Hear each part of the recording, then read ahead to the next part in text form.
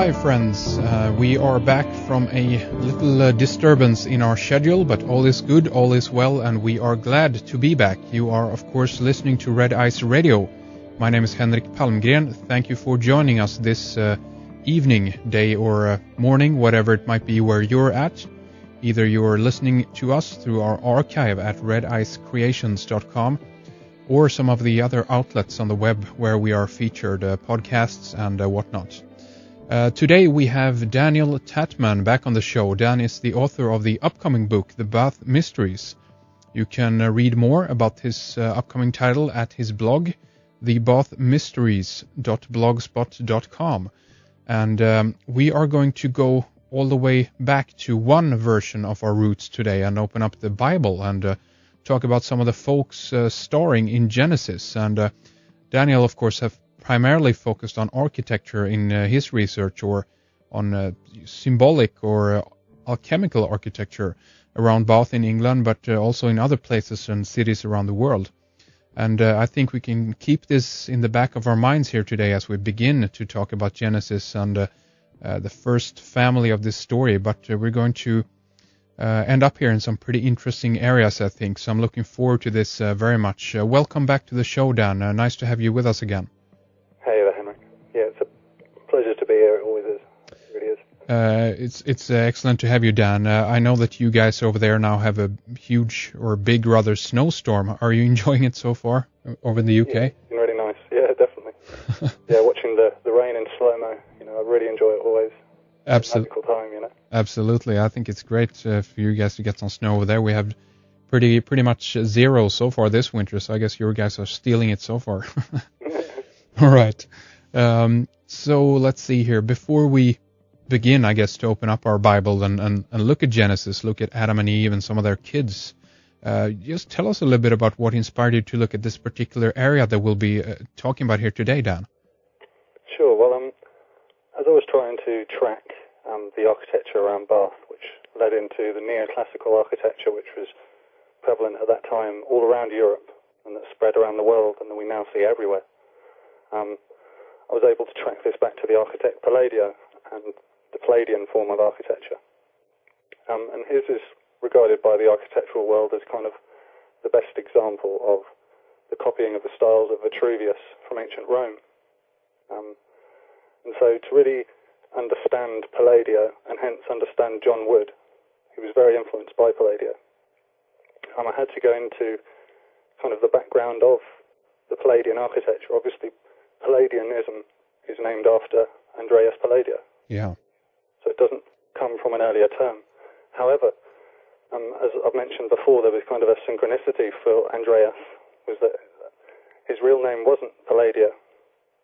He originally came from a family of boatmen and traders, so his second name would be the English word for boatman.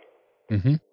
But it was after he built a villa at quite a young age for a very wealthy businessman, that the businessman gave him the nickname Palladio, because he thought that the architectural style which he used was so accurate to the Paladin style, or Palladian style, but spelt with an O.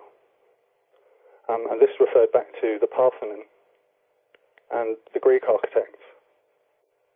So this guy, who was a very wealthy guy and was also involved with other various groups who had quite a lot of knowledge about the ancient mystery schools, took Palladio under his wing and gave him this nickname. And the architectural style, obviously, that we talked about, these three classical orders of columns, and they've got a fascinating history. Yes. I mean, most of the establishment, they just track this back to Greece, and they'll stop there. For myself, I've seen that there's many routes, and we have direct artifacts and carvings and stelae which show that it was around much before that. And it's also accepted by the top scholars, but it's not something that's generally talked about. But the columns, the classical orders of columns, were also found in the Etruscan civilization. Ah, all the way back the pre-Roman civilization. Absolutely, yeah. And that the columns were actually adopted by the Romans from the Etruscans after what's known as the Battle of the City of Veii, which is in around 400 BC.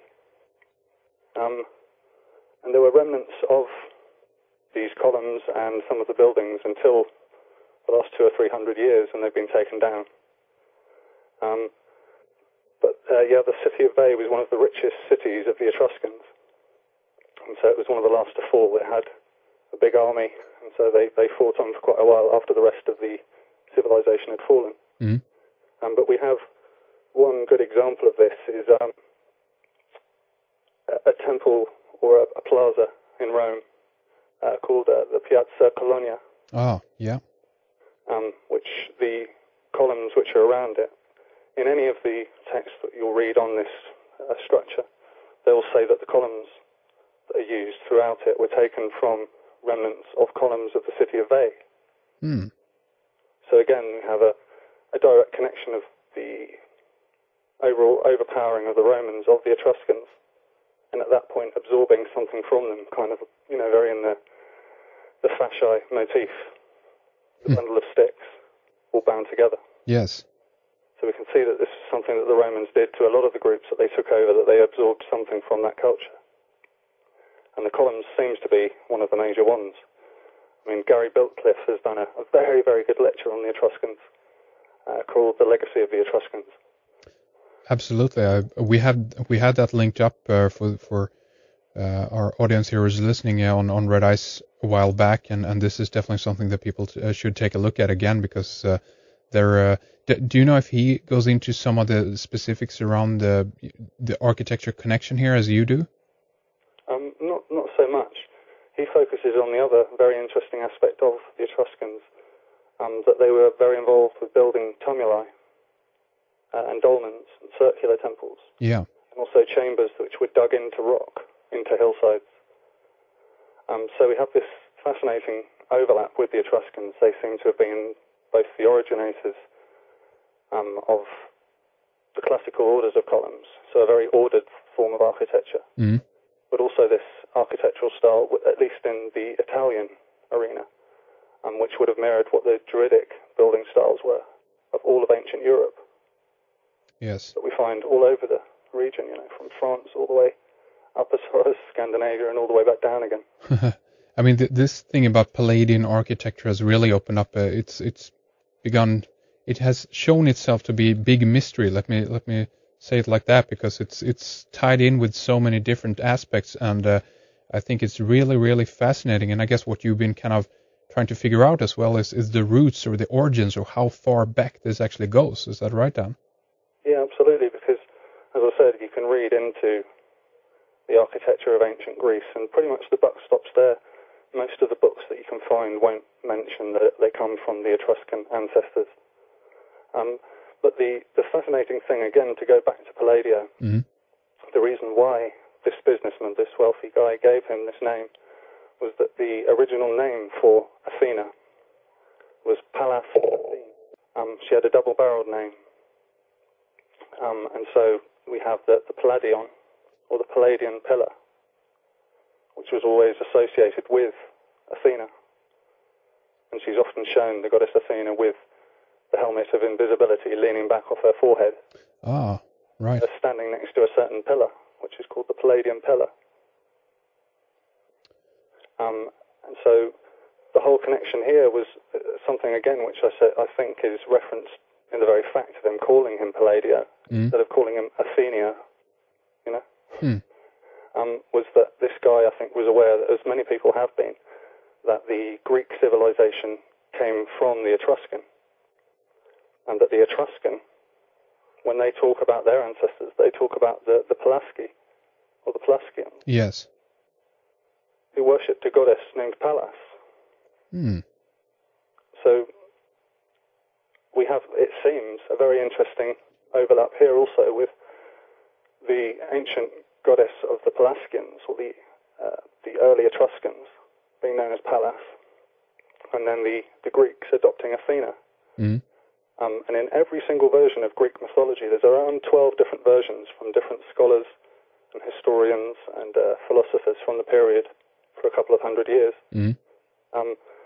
Every single version, Pallas is either the teacher, or the sister, or the foster sister, or the brother, or the companion of Athena. And in every single version, this isn't a sparse thing. In every single version,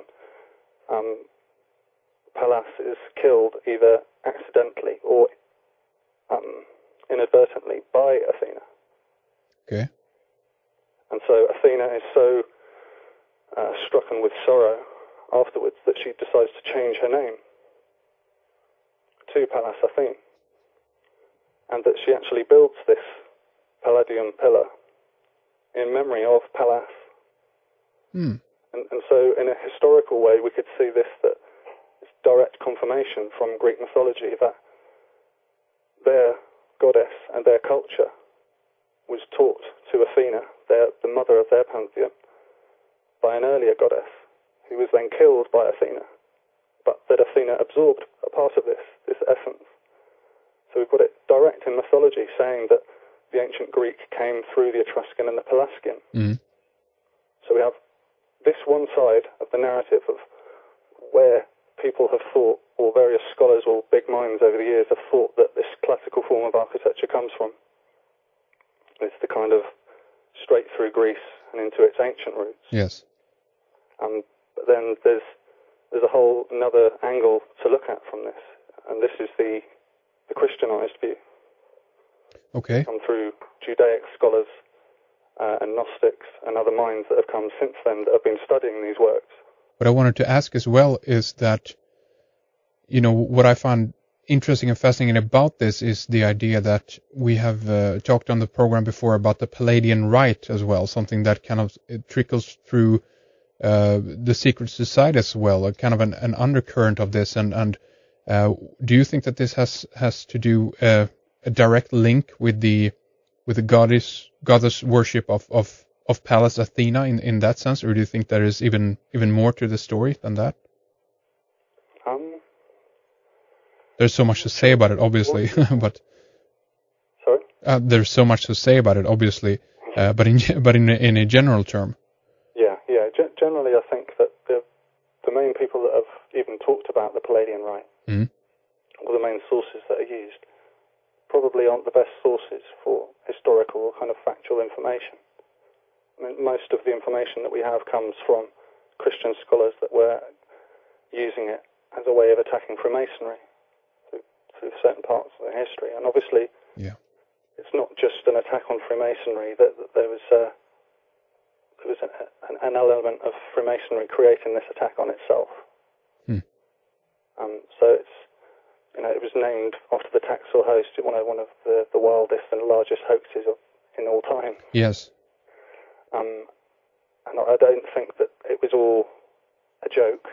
I think that there was an element to it which was truthful, but so many of the accounts that we have of it don't really come from very good sources. So it's hard for me, I feel, to run with all of the ideas that have been spread about the Palladian rite. But we could say that ideologically the Palladian rite would be connected to the ancient Greek mysteries and the mysteries of Samanthrace and Athena. Yes. And all of these ancient cults did encompass both sides, both male and female, priestesses and priests. And so this was one of the major things which almost all of the writers share in common, is that they say that in the Palladian rite there were both male and female adepts, and that they would use sexual magic or tantric magic. And I don't rule this out. Yeah. That it may have come ideologically through that, or that people may have interpreted it that way. But I can't see enough impartial evidence and information to really say that is the case to me. But I don't rule it out. Well, there's definitely something there, and